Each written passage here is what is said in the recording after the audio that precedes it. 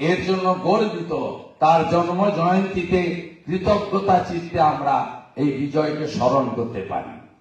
আমি অটলজির সম্পর্কে আর কথা বাড়াবো না, অনেক বক্তা রয়েছেন এবং মাননীয় সুনীলজি 4টের পরে অনেক কার্যক্রম রয়েছে। স্বাভাবিকভাবে আমরা অনেক জায়গায় বলার সুযোগ পাই।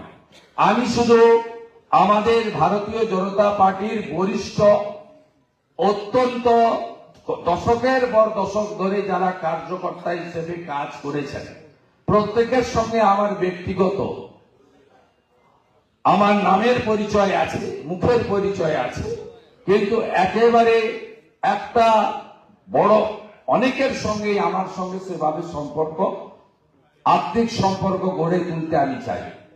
আপনারা আপনাদের যিনি আয়োজক আছেন প্রতাপদার মাধ্যমে আপনারা যে কোনো সময় আমার সঙ্গে কথা বলার জন্য ডেকে পাঠাতে পারেন অথবা কলকাতায় আসতে পারেন।